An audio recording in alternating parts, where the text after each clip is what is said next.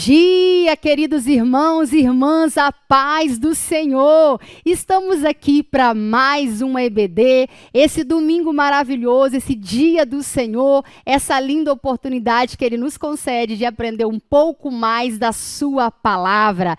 E você também, visitante que nos acompanha, que está assistindo essa aula conosco, você também é muito bem-vindo. É uma alegria para nós aqui da Assembleia de Deus Marcas do Evangelho ter você conosco. Gostaria de te convidar agora a, desde já, curtir esse vídeo, compartilhar, comentar no chat que nós estamos tendo aí, para que a gente também fique conhecendo você, visitante, e assim todos nós vamos hoje crescer mais um pouco na graça e no conhecimento do nosso Senhor Jesus Cristo. Nesse trimestre, amados, nós estamos tendo o prazer de aprender um pouco mais aprofundado, olha, o tema da nossa revista sobre a supremacia das Escrituras, em que a gente está tendo um panorama geral de como a Bíblia foi confeccionada, de como que o cânon bíblico, da forma que nós conhecemos hoje, como que ele foi elaborado, como que foi dividido, as influências, e Deus tem usado aí cada pastor, obreiro, cada ministração para nos dar uma visão bíblica correta a respeito desse assunto. Nós já vimos nesse contexto como que a Bíblia foi escrita de uma forma tão harmônica, já que é o próprio Deus, através aí do Espírito Santo, que iluminou 40 pessoas diferentes, em contextos diferentes, para escrever um texto totalmente harmônico, pessoas com estilo diferente, contextos históricos diferentes, mas o Espírito que conduziu a palavra de Deus, que velou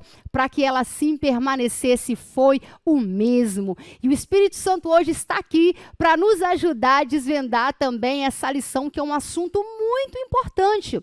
Na última aula, nós vimos sobre os livros proféticos. Anteriormente, nós já tínhamos visto sobre a lei, os evangelhos, e na aula passada vimos sobre os livros poéticos. Hoje nós vamos ver sobre os livros proféticos.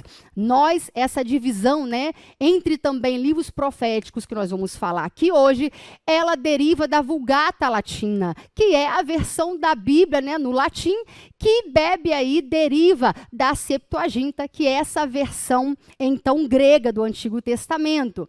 Então, para você saber que às vezes você vai achar aí outras classificações, mas nós vamos, nos apoiamos, então, e a revista também, nessa divisão que deriva, da Vulgata Latina e que bebe aí da Septuaginta. Amém? Então, vamos falar, hoje sobre esse assunto, vamos orar para que Deus, então, nos direcione para aprendermos um pouco hoje sobre esses profetas e como a profecia bíblica não só ajudou, como ainda hoje ajuda e orienta o povo de Deus na sua caminhada. Amém? Senhor meu Deus, nós nos colocamos diante do Senhor nesta manhã.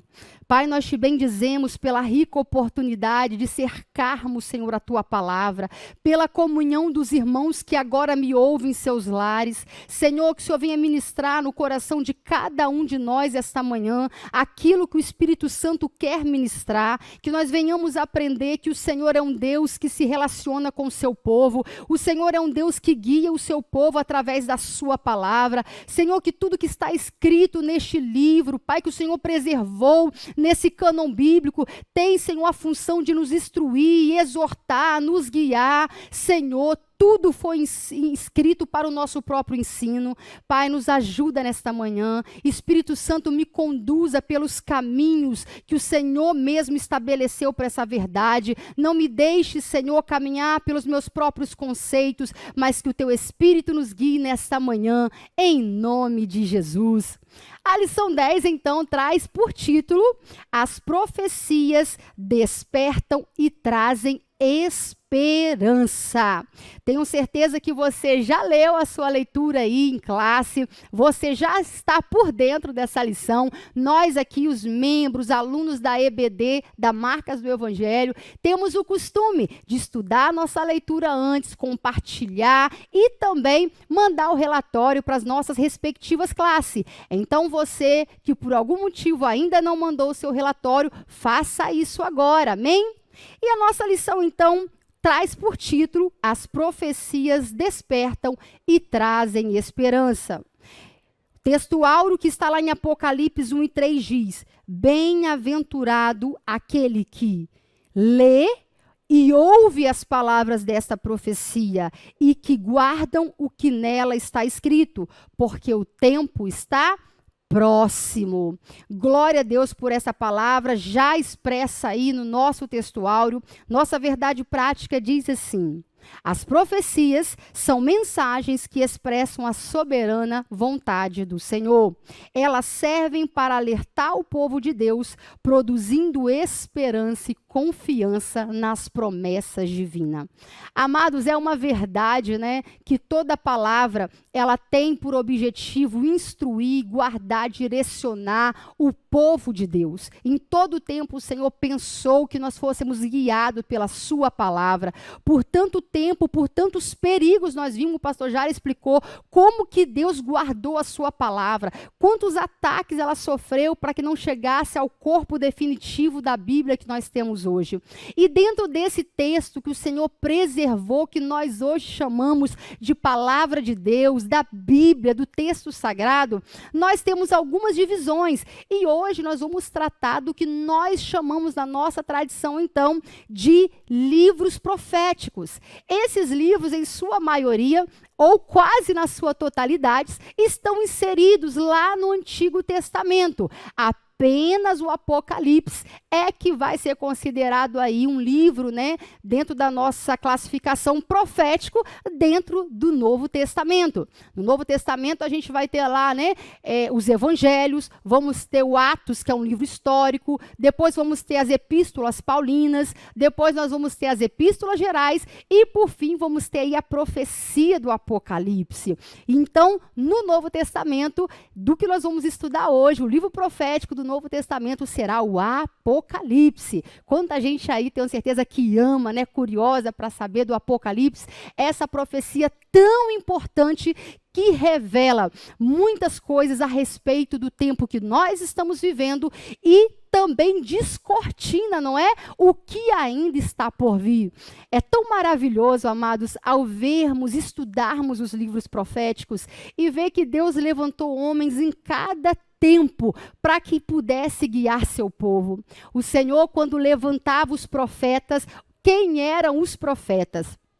Eram aqueles homens que Deus levantava aqui para ser como um oráculo de Deus. Eles transmitiam uma mensagem própria de Deus para o seu povo. Eles não tinham e nem vinham em nome próprio, trazendo uma mensagem sua. Não era um machismo de profeta. Os profetas que Deus levantava, e levantava com experiências fortes e pessoais, vinham em nome de Deus. E ao vir em nome de Deus, esses profetas tanto remetiam ao tempo passado, como ao tempo presente, como muitas vezes revelavam o tempo futuro.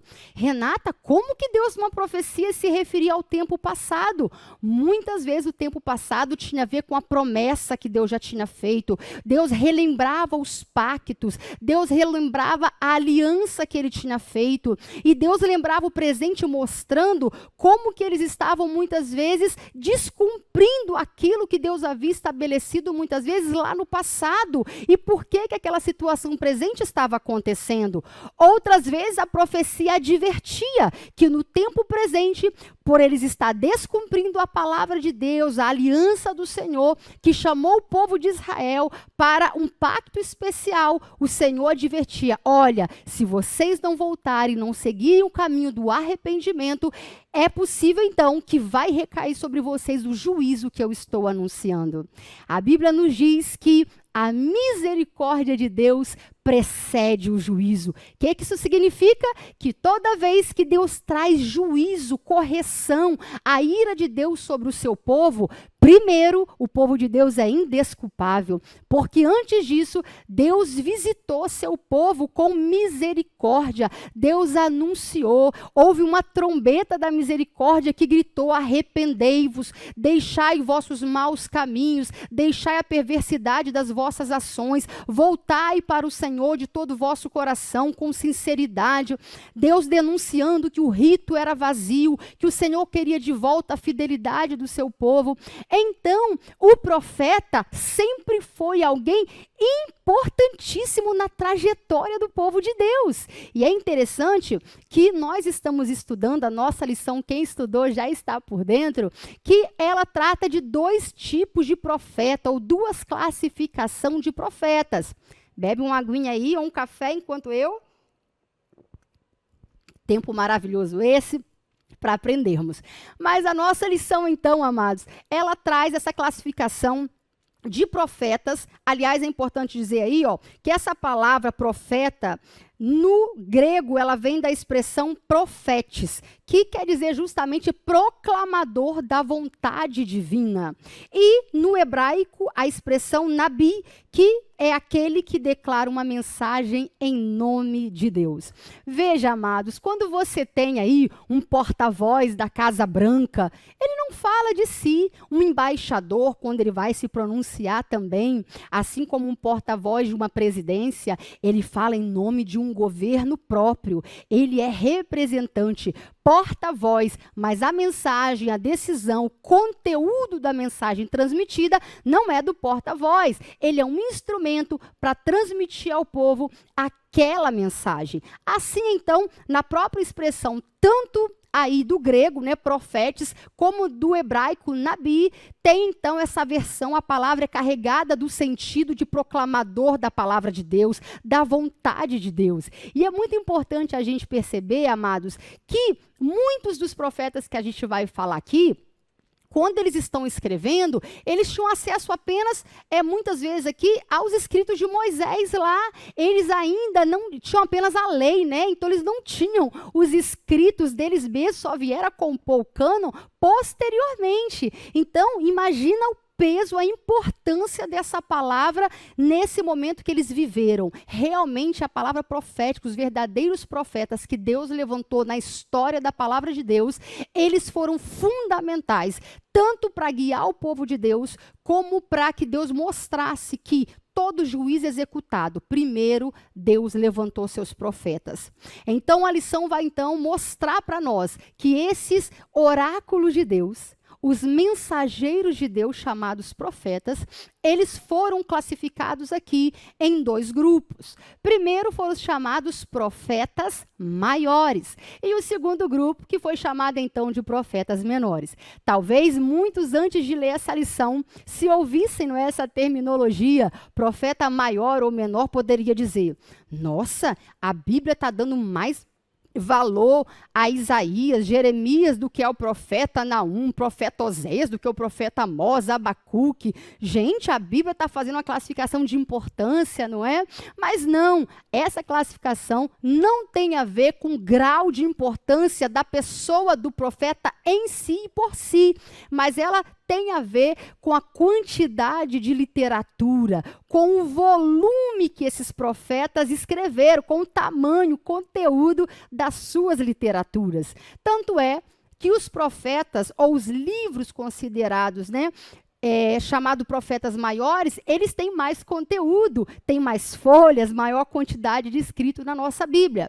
Quais são, então, Renata, os profetas maiores que a nossa lição já traz aí, olha, no nosso tópico aí, primeiro da nossa lição, já começa tratando então dos profetas maiores. Os profetas maiores, então, tenho certeza que você já está aí com eles na ponta da língua. Começam então com o profeta messiânico aí, dito assim, profeta Isaías, com o profeta Jeremias, Lamentações, que é também de Jeremias, mas compõe também um livro profético, o profeta Ezequiel e o profeta Daniel. Esses, se você olhar, né, no contexto geral do volume do Antigo Testamento, esses 5 livros, Lamentações é um pouco menor, claro, mas no contexto são os livros que mais representam volume dentre os profetas. Muitos deles profetizaram não só para o Reino Norte ou para o Reino Sul, não, profetizaram também para nações ao redor, para nações dos gentios também. Deus não só teve profecias para se cumprir a respeito do seu povo, mas de muitas nações vizinhas. O povo vizinho temia o Deus de Israel, porque eles sabiam que Deus antevia muitas coisas. Quando Ciro, por exemplo, nasce, há quanto tempo, há mais de 100 anos antes, Deus havia chamado Ciro pelo próprio nome. Então veja, as nações conheciam do poder da vidência, vamos dizer assim, do poder de antecipar os acontecimentos e revelar os profetas do povo de Israel, dos profetas de Israel. E aí, então, nós temos esses 5 livros desses 4 profetas, já que Lamentações também é do profeta Jeremias. Muito bem, esses profetas escreveram em contextos muito próprios. Isaías, desses que a gente está chamando de profetas maiores, é o que vai escrever primeiro. E ele vai escrever, então, para o Reino Sul. Por que eu estou dizendo Reino Sul? Porque houve profetas que escreveram também para o Reino Norte. Depois a gente vai ver. Renata, quando surgiu, tenho certeza que vocês lembram, que quando Salomão morre, né, nós temos um final triste da vida de Salomão, em que Salomão cai na idolatria e o Senhor vai visitar Roboão, aí, seu filho, e vai rasgar as 12 tribos de Israel. Sabemos que Jeroboão vai ficar com 10 tribos lá, inaugurando um novo reino, agora Israel, com capital em Samaria. E teremos então Roboão, que vai dar sequência à descendência davídica e que vai ser o reino de Judá, com capital em Jerusalém. Então Deus vai levantar profetas, tanto que vai falar para o Reino Norte, com capital em Samaria, que terão seus reis específicos, como também para Judá, que terão seus reis da descendência davídica específico. Amém? Deus prometeu que ele manteria a luz de Davi acesa. Havia uma promessa de que o Messias viria para assentar no trono de Davi. Então, eles sabiam que a promessa do Messias é que ele viria da descendência de Davi. Mas Deus ainda vai dar uma oportunidade para o Reino Norte. Deus vai levantar vários profetas para advertir os reinos do norte, os reis do Reino Norte, para que se arrependessem. Mas eles não vão ouvir ao Senhor. Mas essa divisão, então, foi juízo de Deus. Por causa da desobediência, então, Deus vai romper com Israel aí, gerando 2 reinos. Isaías, então, vai falar para os reis, principalmente aqui com capital, não é? Em Judá. E ele vai advertir o povo que estava vivendo um momento bom, de prosperidade, mas que estavam abandonando a fidelidade ao Senhor. Isaías vai advertir o povo ao arrependimento. Isaías vai ser aqui esse primeiro profeta, vamos dizer assim, que vai alertar o povo do perigo de Deus os entregar ao cativeiro. Você vai ver que Moisés, quando está escrevendo o Deuteronômio, principalmente o 30 lá, como que ele vai advertir? Olha, se vocês entrarem na terra, se vocês desobedecerem a minha lei, se vocês abandonarem os meus caminhos, eu vou visitar vocês com vara, eu vou entregar vocês a nações conforme escravidão, como cativeiro, eu vou espalhar vocês entre as nações. E realmente o povo caiu no pior pecado, o pecado da idolatria. O povo começou a adorar os deuses estranhos das nações pagãs, cujos deuses, né, Deus havia dito que eles não se dobrassem, que Deus, Yahvé, era o único Deus, o único a ser adorado, não havia outro como ele, que Deus havia escolhido Israel como um sacerdócio particular, como um reino próprio, em que ele seria por pai e eles lhe seriam por filhos. Mas Isaías vai denunciar que o contexto daquele povo foi um contexto de total desobediência. Isaías foi considerado também aí um profeta maior, que escreve grandes conteúdos, vai profetizar também para outras nações, vai profetizar chamando o povo ao arrependimento, vai anunciar o cativeiro babilônico, e você vai dizer, nossa, Renata, aí sim, hein? Deus levantou um profeta do estipe, né, do gabarito de Isaías, e agora ele era o oráculo de Deus, ele era um profeta de Deus, sabiam que a palavra dele era a verdade. Então eles obedeceram, não é? Infelizmente, não obedeceram. E por não obedecer, a tradição histórica diz que Isaías, inclusive, vai vir a ser morto, cerrado ao meio.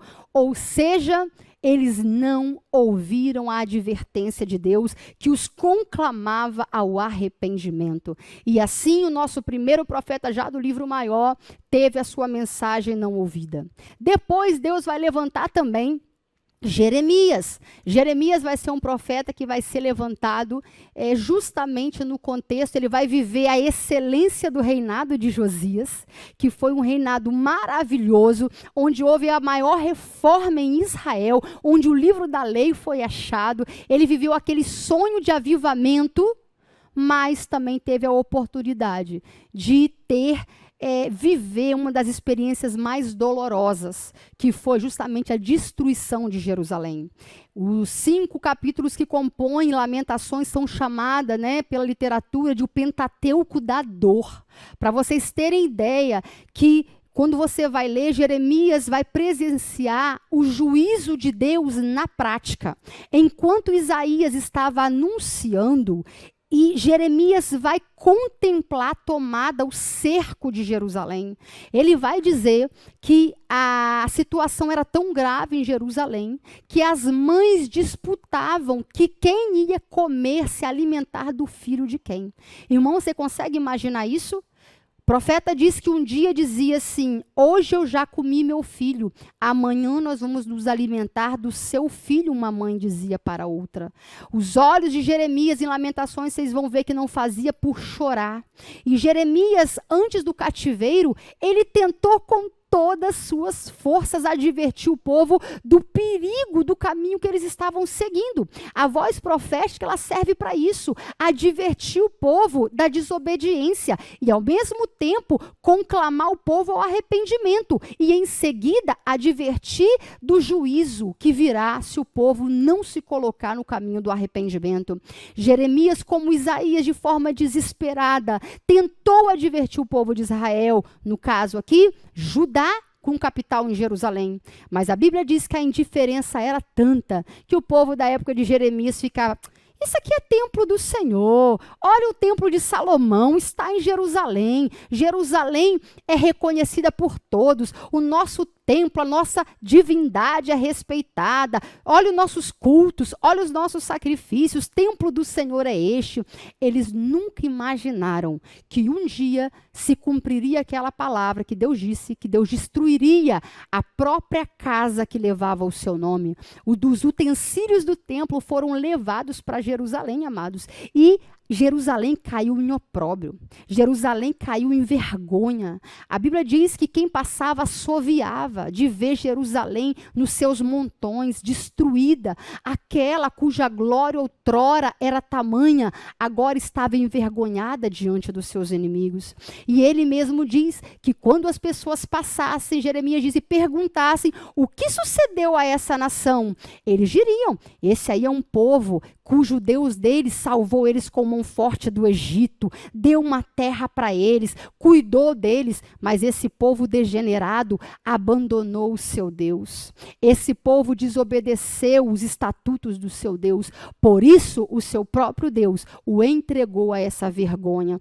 Olha para vocês verem como que o profeta é levantado. Jeremias fala que os profetas foram se levantando, madrugando, entardecendo, anoitecendo. Os profetas constantemente advertiam o povo. Mas a Bíblia diz que foi sem remédio. Jeremias diz que não houve remédio. O povo não se arrependeu e o juízo de Deus veio. Babilônia cerca Jerusalém e então Jerusalém é tomada. E na primeira leva de cativos para Babilônia, nós vamos ter um outro profeta que será levado, que também é considerado um profeta maior, que é o profeta Daniel. Muito bem, o jovem Daniel estará sendo levado nessa primeira leva para a Babilônia, onde o rei pede que se separe os mais belos, inteligentes, os nobres, que enriqueceriam nesse sentido Babilônia. Então esse material humano, intelectual e nobre é levado para Babilônia, e Daniel está entre esses cativos com seus 3 amigos. Na segunda leva, quem vai? A mão de obra. Quem vai ser levado nesse segundo momento é um outro profeta maior, que é o profeta Ezequiel. Irmãos, olha que coisa maravilhosa. Deus, mesmo no momento em que ele estava executando juízo grave sobre o seu povo, mesmo assim, Deus ainda levantou a voz profética para conclamá-los ao arrependimento e mesmo vivendo o juízo, para anunciar uma possível ali restauração, para anunciar que ele preservaria um remanescente, que Deus ainda, a certo momento, colocaria fim àquele cativeiro, que Deus ainda os traria de volta à sua terra. Olha que coisa linda! Deus então tinha 3 profetas, podemos dizer, visualizando e vivendo praticamente o mesmo contexto histórico. Em Jerusalém, que estava destruída, estava Jeremias com os pobres da terra. Lá, a caminho de Babilônia, e vai ficar entre os cativos, ali junto ao rio Quebar, em Babilônia, estava o profeta Ezequiel. E lá, na mais alta corte, assistindo entre reis, estava Daniel. Olha que coisa linda, amados. A voz profética carregou o povo de Deus. Ela alertou o povo de Deus. E quando o juízo veio mesmo assim, ela ainda trouxe esperança. Que se houvesse neles contrição, um coração sincero para se voltar para o Senhor seu Deus, que Deus os traria de volta para a sua terra, para Jerusalém. E Deus anunciava através dos profetas que apesar da correção ali em Babilônia, Babilônia não era o lugar que Deus pensou para o povo de Deus. A voz profética de Jeremias, a voz profética de Isaías, a voz profética de Ezequiel, de todos estes, elas ainda estão mais vivas do que nunca. Os profetas que nós estamos estudando são os profetas literários, canônicos, porque existiam outros profetas na Bíblia, como Eliseu e Elias, que não escreveram, né, não tiveram as suas profecias, vamos dizer assim, registrada como um livro próprio, mas foram profetas. E nessa lição nós não estamos diminuindo o valor deles, apenas estamos falando daqueles profetas cujo conteúdo da mensagem se tornou, vamos dizer assim, um cânon, um livro próprio da nossa Bíblia, conforme a gente conhece. É interessante que na tradição hebraica da Bíblia, o livro de Reis, que conta a história de profetas importantes como Eliseu e Elias, eles são considerados livros históricos. Por quê? Pela importância desses profetas, ou melhor, perdão, livros proféticos, pela importância, mesmo que não fossem profetas literários, mas apenas de tradição oral, conclamavam a mensagem, advertiam reis, mas não tinham suas mensagens compiladas para formar um texto próprio da palavra de Deus. Amém? Mas então, esses profetas maiores, que são esses livros então, que são 5 livros, que são os livros de Isaías, Jeremias, Lamentações, Ezequiel e Daniel, os 5 livros que compõem os livros proféticos do Velho Testamento. Todos eles. Ezequiel, a gente conhece muito o capítulo 37 de Ezequiel. Ezequiel vai estar ali advertindo o povo de que eles estavam no cativeiro, mas havia uma esperança deles serem restaurados, que aquele sofrimento não seria para sempre. Havia uma desesperança geral no cativeiro. Eles não acreditavam, eles estavam tão desanimados diante do contexto de derrota, de que eles foram humilhados, que a casa de Deus caiu abaixo, que os seus utensílios foram levados para templos babilônicos, que eles já estavam tão sem fé, descrentes, desanimados, que o profeta Ezequiel, no capítulo 37, o Senhor vai dizer para ele: olha, Ezequiel, estou te conduzindo a esse vale de ossos secos. É possível tornar a viver esse vale de ossos? A gente conhece que Ezequiel vai dizer, profeta: tu sabes, Senhor. Era impossível, os ossos sequíssimos. Mas a gente sabe que Deus disse: profetiza. Profetiza sobre esse vale. E a Bíblia diz que o Espírito de Deus, não é? Através da obra do Espírito, aqueles ossos reviveram, aquele exército reviveram. E ele disse: assim como eu fiz com esse vale de ossos secos, eu não posso fazer contigo, ó casa de Israel. Então veja, Deus estava usando os profetas para trazer esperança, mesmo em tempos de terror. Hoje nós estamos vivenciando uma situação muito típica. Nós estamos vindo de 2 anos de pandemia, amados. A Covid-19 assolou o mundo e mudou o jeito de viver e ser, de estar no mundo da população mundial. Os países, as famílias, as empresas tiveram que se reorganizar. Tivemos que ficar reclusos em nossas casas. A convivência se tornou muito mais superficial. Estamos vivendo tragédias naturais como nunca.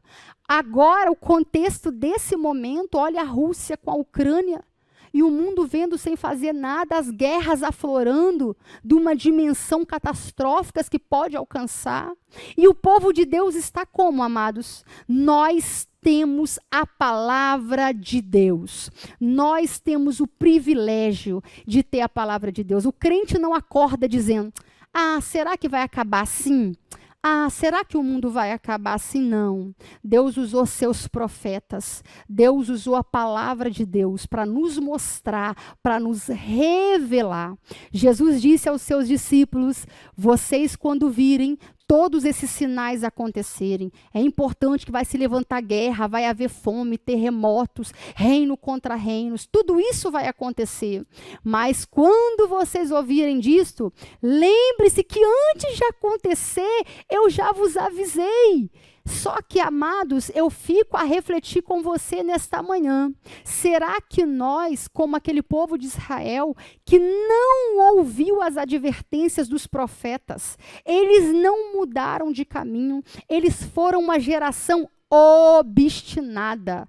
Eles amaram mais o pecado do que a Deus. Eles serviam a Deus só de rito, de palavra. O coração, o profeta Isaías diz: esse povo me honra com palavras, mas o coração deles, já há muito que está longe de mim. E eu pergunto para vocês, essa palavra, Jeremias continua no púlpito. Isaías continua pregando através dos nossos pastores, através de pastores do mundo inteiro, que reproduzem essa profecia verdadeira. É verdade, tem muitos falsos profetas, como já existia na época dos verdadeiros. E eles são, de regra, muito mais ouvidos e reconhecidos do que os verdadeiros profetas. Prova disso é que a maioria dos profetas morreram pela mensagem que anunciava. O fim dos profetas verdadeiros foi um fim de solidão, foi fim triste, porque não foram reconhecidos no seu tempo. Eles tiveram que pagar grande preço para proclamar a mensagem que Deus os entregou. E vocês acham que será diferente conosco? Reproduzir essa palavra nos conduzirá, a maioria de nós, para um fim conforme os profetas. Nós já estamos sendo perseguida, a igreja de Deus, por proclamar a verdade. O próprio Jesus, quando estava adentrando em Jerusalém, falou: Jerusalém, Jerusalém, que mata seus profetas. Quantas vezes eu quis te ajuntar, como uma galinha ajunta os pintinhos, mas você não quis. Você se recusou. Irmãos, Deus tem pelejado conosco. Através dos nossos pastores, a mensagem verdadeira está sendo pregada. Mas eu pergunto, o que nós estamos fazendo com esse conteúdo profético que Deus deixou na sua palavra? O que nós estamos fazendo? Será que nós estamos seguindo uma vida obstinada? Será que eu continuo a mesma esposa rebelde, insubmissa? O mesmo marido troncudo? O mesmo marido ignorante? Mau? Os nabaus de hoje? Será que os filhos continuam na desobediência, os jovens na imoralidade? Na incredulidade nós estamos vivendo grande parte. Irmãos, que hoje o Senhor nos conduz ao arrependimento. Essa lição, esse tempo, essa revista é o Deus conclamando o seu povo ao arrependimento. Vamos repensar. A palavra que está contida, essas profecias, muitas se cumpriram, mas muitas ainda vão se cumprir. Então, que Deus possa nos despertar, sabendo-se que cada palavra que está aqui nesse livro, cada profecia, ela se cumpre. Deus não vela por nada que não seja a sua palavra. Eu e você seremos julgados por essa palavra. É por isso que nós erramos por não conhecer essa escritura. É por isso que nós devemos amá-la, atar essa palavra aqui nos umbrais da nossa porta, para que possamos rememorá-la, vivê-la. É por isso que Apocalipse vai dizer, bem-aventurado aquele que ouve, lê e guarda as palavras dessa profecia. Não sejamos crentes apenas ouvintes, mas praticantes dessa palavra, advertindo o mundo que a história caminha para um fim já previsto. Pastor Jário tem dito nas quartas-feiras, com muita veemência, que Deus foi lá e viu o fim da história. Depois que ele viu o fim da história, ele voltou e falou, começa aí. E então ele escreveu a história. Deus já sabe o que vai acontecer. Essas guerras não têm pego Deus de surpresa. Mas e você? Se o arrebatamento fosse hoje, você seria tido, pegado como de improviso? Seria uma surpresa para você? Hoje você estaria preparado se hoje fosse o juízo de Deus viesse sobre a humanidade? Eu te pergunto.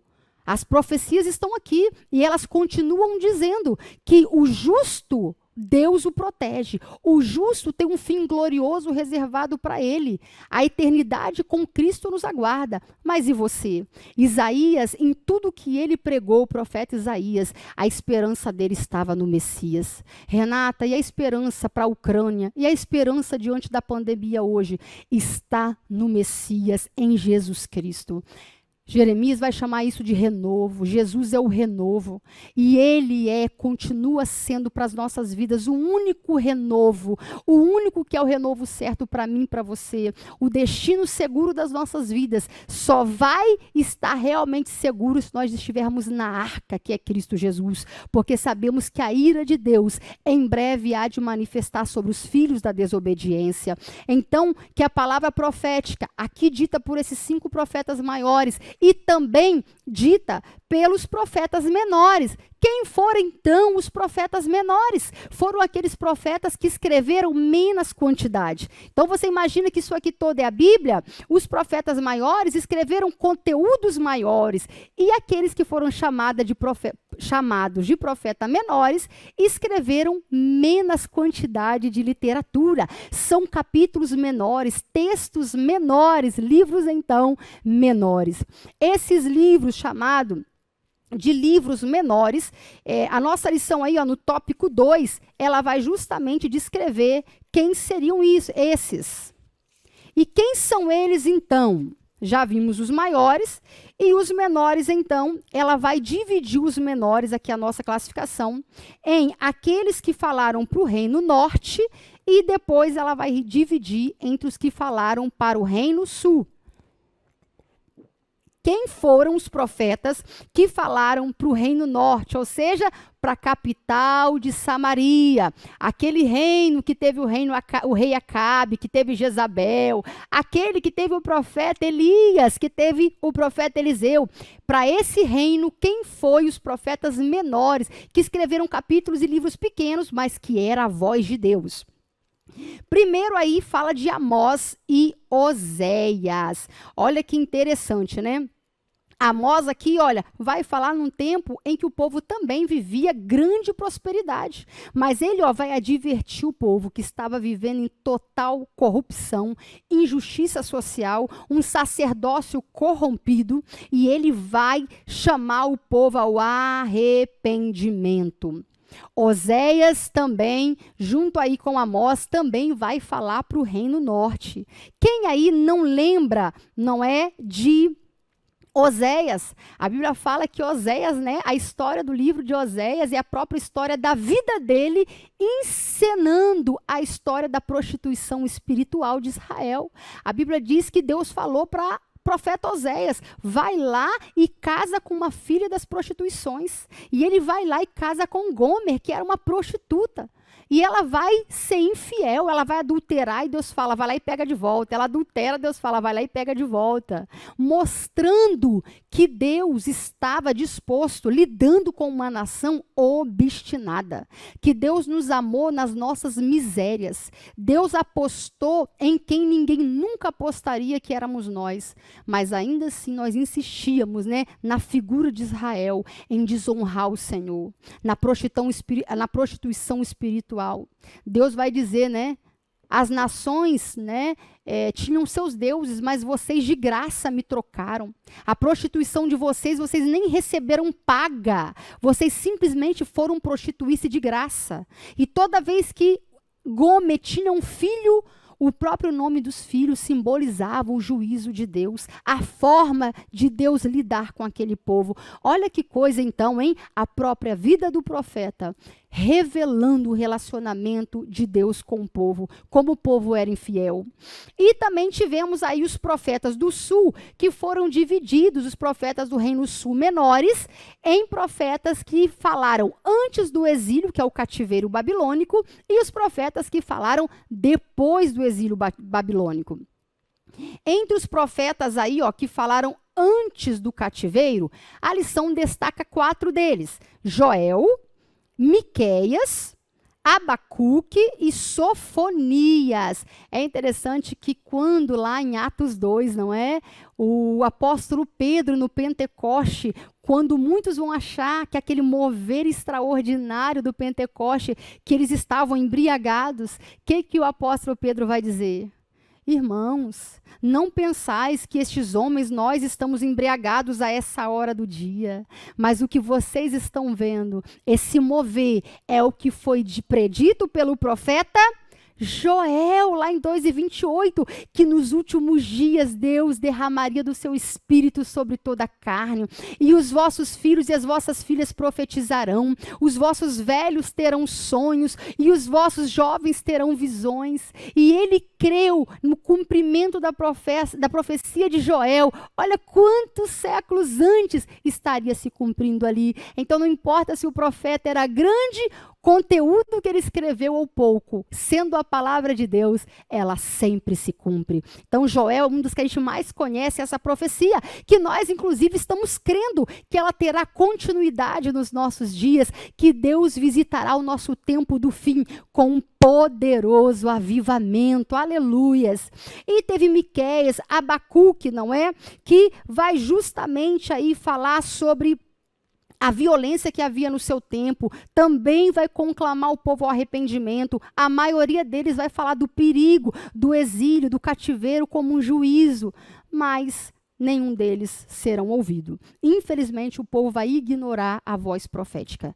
Isso nos ensina uma coisa: é natural do povo de Deus ignorar a palavra profética, ignorar a obediência. A Bíblia diz que saiu do Egito quantas mil pessoas? Uma população de mais de 1 milhão. Quantos entraram na terra prometida daqueles? 2. Nós lemos o apóstolo Paulo dizendo que Deus não se agradou daquele povo. Que eles comeram de uma mesma comida espiritual, beberam da mesma bebida espiritual, desfrutaram da mesma pedra espiritual, Cristo ali simbolizado, e Deus não se agradou da maioria deles. Antes os derrotou, os prostrou no deserto. E eu te pergunto, você, pela palavra profética, está sendo guiado para Canaã?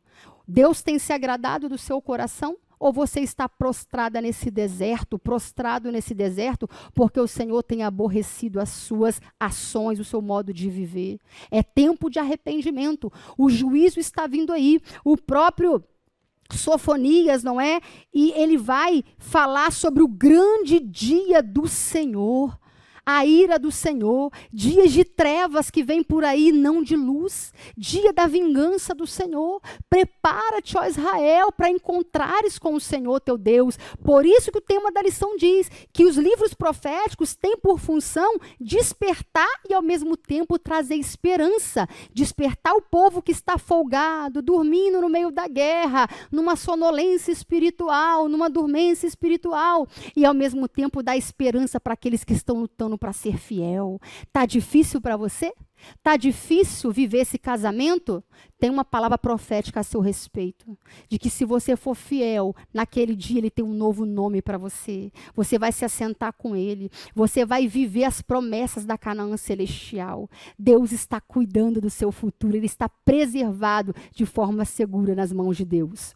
E também teremos os profetas pós-exílio, que foi o profeta Ageu que vai, quando o povo volta para Jerusalém para reconstruir a cidade destruída, a voz profética de Ageu vai ser importantíssima para animar o povo a reconstruir. E, através da palavra de Ageu, eles criarem ânimo e coragem para reconstruir o templo que havia sido destruído pela tomada babilônica.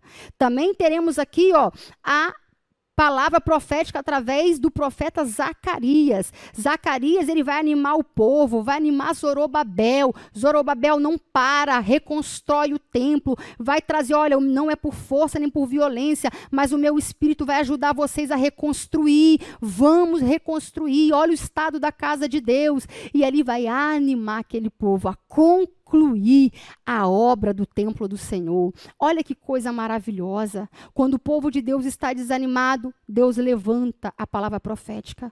Quando o povo de Deus está em perigo, Deus levanta a palavra profética.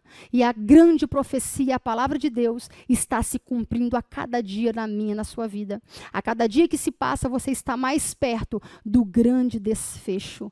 E isso deve gerar em mim e você temor e uma reflexão profunda sobre o tipo de vida que nós estamos vivendo.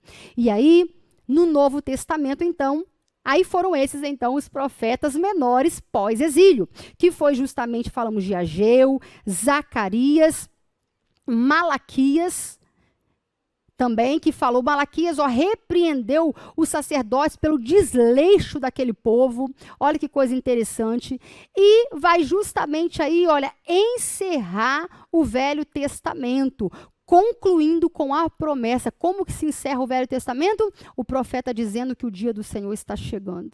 Essa grande promessa que a igreja do Novo Testamento, inaugurada lá em Atos, essa igreja que até hoje está aqui, ela aguarda essa promessa do dia do Senhor, o dia que nós cremos no arrebatamento, antes do derramamento dessa ira de Deus sobre os filhos da desobediência.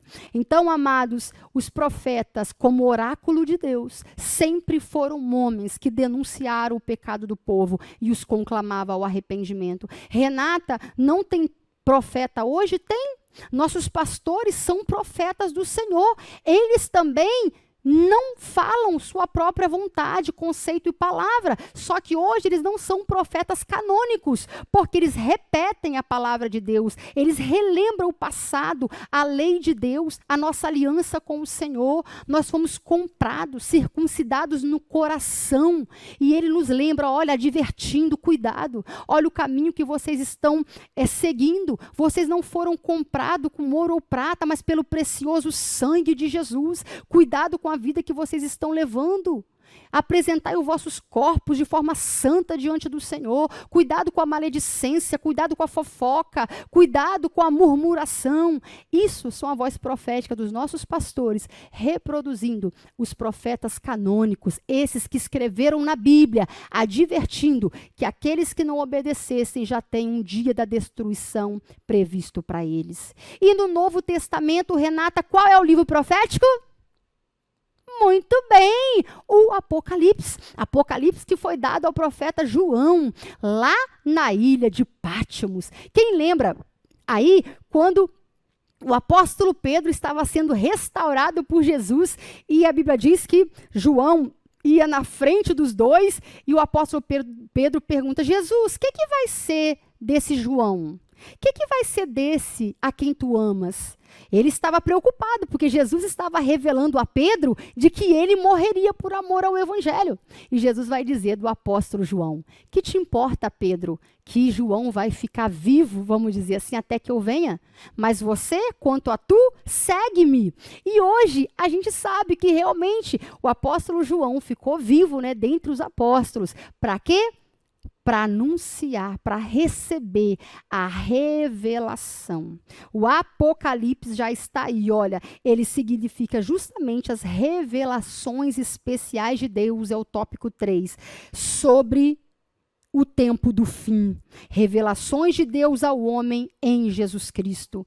É Jesus que aparece logo no capítulo 1 do Apocalipse, lá escrito por João. A mesma figura vista pelo profeta Daniel, que tanto Daniel orou para receber revelação sobre o fim do seu cativeiro, e Deus não o visita apenas com revelações do seu tempo. Daniel também, como João, teve revelações do seu tempo e do tempo vindouro. Deus falou para Daniel sobre o anticristo, sobre o dia da volta do Senhor, revelou a ele coisas ocultas. O livro da história também foi descortinado a Daniel, e agora de uma maneira ainda mais abrangente, através do Apocalipse dado ao apóstolo João. Então, no Novo Testamento, a Bíblia se encerra propositalmente com o livro da profecia. E é muito interessante, porque ele se encerra justamente dizendo: olha,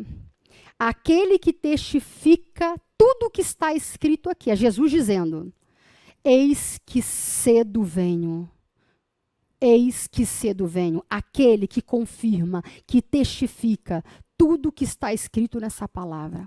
Então, que você possa saber que o livro de Apocalipse está contido as revelações sobre o tempo do fim, sobre como Jesus virá, como ele estabelecerá seu governo, como Jesus vencerá sobre Satanás, a antiga serpente, o diabo, o acusador dos nossos irmãos, como Jesus vai triunfar, como Satanás por um sopro será destruído, como a besta, o anticristo. Gente, está tudo ali. Ele disse: olha, quando a gente olhar essas coisas, que a gente possa discernir que o tempo do fim está chegando. Jesus falou: vocês são hipócritas, vocês sabem olhar o tempo e falar: vou levar um guarda-chuva, o tempo fechou, nossas nuvens estão carregadas, vai chover.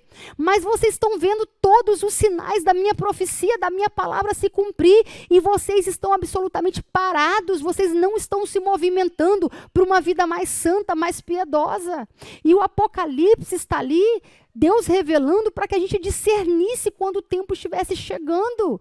Então, tudo que ele falou está acontecendo. A ideia do governo mundial do anticristo, a ideia de uma igreja vendida, né? Porque vai ser uma igreja que vai se relacionar com o anticristo, uma igreja prostituta que vai se levantar, ecumênica, vamos dizer assim, governos que se levantarão, como que o templo, né, vai ser reconstruído, como que o anticristo vai querer se assentar lá, parecendo ser Deus, querendo ser Deus. Irmãos, que coisa maravilhosa. Jesus disse assim: eu não vos chamo servos, eu vos chamo amigos, porque tudo que eu ouvi do Pai, eu estou contando para vocês. Que privilégio. Jesus contou para mim e para você sobre o fim. Nenhum filho de Deus naquele dia poderá dizer que foi pego de surpresa. Ninguém poderá dizer que não sabia que sucederia assim ou assim, porque ele disse: quando isto acontecer, lembrai-vos que tudo isso eu vos disse antes de acontecer. O profeta, sua palavra era confirmada quando o que ele falava acontecia. E tudo que a Bíblia falou, que foi dos tempos passados, aconteceu. Do jeito que Isaías falou, que o Messias viria de uma virgem, que ele viria da descendência de Davi, como seria, aonde nasceria, Belém, tudo aconteceu exatamente. E eu quero te dizer, que eu sinto te dizer, que se o que ele disse que aconteceria, aconteceu. O que está escrito aqui, que está por vir, ainda vai acontecer. Não importa se o profeta é maior porque escreveu mais ou menor. Não importa se está no Velho Testamento, porque temos várias revelações do fim no Velho Testamento, como em Daniel, por exemplo, que é um profeta apocalíptico, vamos dizer, do Velho Testamento. Então, deixa eu te dizer, a palavra de Deus é uma só. Essa divisão do novo e velho serve para a nossa didática, mas a Bíblia é uma só. E a cada dia que passa, meus amados, a palavra profética dada aos santos profetas estão se cumprindo. E que eu e você hoje, uma vez que essa palavra foi canonizada, uma vez que Deus preservou essa palavra, eu e você hoje somos profetas do Senhor, para conclamar a palavra já dada, já anunciada pelos seus santos profetas. Como diz Hebreu, o Senhor tem falado de várias maneiras e pelos seus profetas. Então, que nós venhamos, irmãos, nessa manhã, guardar essa palavra em temor e tremor. Amém? Sabendo que a profecia, ela tem esse condão de despertar e trazer esperança ao povo de Deus. Glória a Deus por mais uma EBD. Gostaria de convidar agora a ofertar. Amados, que privilégio! Você está aí com a sua família, sentado nesse sofá, nessa mesa, creio que já tomou seu café reforçado, e esse conteúdo está chegando aí como tantos outros que aqui estamos cada domingo levando até você. Isso tem um custo e é uma honra poder participar do reino de Deus. Que você possa nessa manhã plantar uma semente generosa no reino de Deus. Você visitante também, que foi abençoado com essa palavra, ouse aí ofertar para o reino de Deus. Nós temos aí o PicPay, temos a conta da igreja, o Pix. Você que é da nossa congregação aqui e que não tem condições de fazer por esses meios tecnológicos, traga sua oferta logo mais à noite. Amém? Entregue na tesouraria e eu tenho certeza que o céu há de te abençoar, de te prosperar. Eis aqui um terreno fértil para se plantar, na vida, né, no projeto daqueles que conclamam a palavra e proclamam a palavra de Deus. Eis aí um bom lugar para você investir seus recursos, amém? Então, concluindo, amados, a nossa lição, você que já ofertou, Deus te abençoe. Dizer para vocês que além desses ainda, nós tivemos, por exemplo, o profeta Jonas, que vai advertir a grande Nínive, capital do grande império da Síria, que se fosse hoje, eu falo que a Síria seria Rússia, né? Porque eram truculentos, eram um povo obstinado. E a Bíblia diz que Jonas, mesmo resistente, vai lá e vai anunciar a palavra profética àquela nação, vai dizer para eles se arrependerem, vai conclamar a mensagem de juízo. E a gente sabe que a Bíblia diz que aquele povo perverso, mau, inclinado à perversidade, vai se arrepender. E Deus vai fazer o quê? Cancelar o seu juízo. Irmãos, olha isso. Um povo mau que nem conhecia da lei de Deus. Esse povo foi advertido e se arrependeu. E o povo de Deus, toda vez que Deus vai advertindo, eles não ouvem a direção que Deus está dando. Por isso que Isaías fala que mesmo que Israel seja como a areia do mar, apenas um remanescente que será salvo.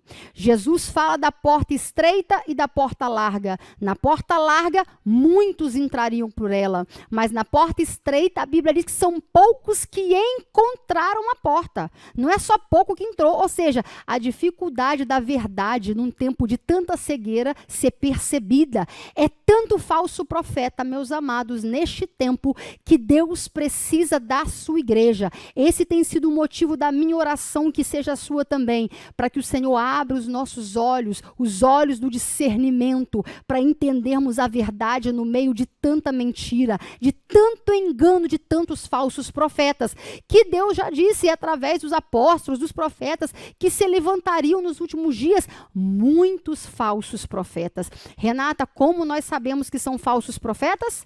Porque Deus já encerrou o cânon. Aqui está a Bíblia tal qual Deus quis preservar. E eu quero dizer para você que se o que eu estou dizendo não coaduna, não está em comunhão com essa palavra, então essa profecia é falsa. Se ela não repousa sobre a verdade dessa primeira palavra profética, então não é uma profecia verdadeira. Então tudo que você for receber de profecia, faça um filtro através da grande profecia, a palavra de Deus. Então, eu quero dizer para você que Jonas foi lá, pregou arrependimento, o povo arrependeu. Só que, depois de 150 anos, Naum vai dizer que Deus abateu a Síria. Olha que coisa terrível. Como que nós podemos, uma vez ouvir a voz e lá na frente não ouvirmos mais a voz de Deus? E o juízo virá. Guarde com você. Deus sempre anuncia a sua misericórdia. Essa palavra ter subsistido a tantos ataques, conforme nós temos aprendido, é Deus anunciando a trombeta da misericórdia, dizendo, olha, o livro está se cumprindo. As palavras deste livro estão se cumprindo. E que nós venhamos nos ajustar a esta palavra. É por isso que a cada dia que passa, essa palavra se cumpre mais nas nossas vidas. O crente não anda surpreendido. Obadias também foi outro profeta, que o texto fala aqui com muita clareza, que ele vai denunciar os edomitas, a soberba dos descendentes de Esaú, e olha o juízo que vai vir sobre eles. Gente que era irmã do povo de Deus. Jacó e Esaú. A Bíblia fala que os edomitas riram de Israel, riram do povo de Deus, dos seus irmãos, quando eles estavam sendo, olha, castigados por Deus. Olha o perigo de você rir do seu irmão, que às vezes está vivendo um dia mau, um dia de juízo de Deus. Às vezes Deus advertiu o irmão, ele não deu ouvido e agora está passando um tempo difícil. Ao invés de você clamar por compaixão, você está como os edomitas. E a Bíblia diz que o juízo de Deus, por causa dessa soberba, dessa má ação veio sobre os edomitas. Obadias denunciou. Então, amados, encerramos assim, dizendo que a palavra profética continua sendo conclamada. Isaías está vivo. Jeremias está vivo. Todos os profetas menores e maiores estão vivos e eternizados. Por quê?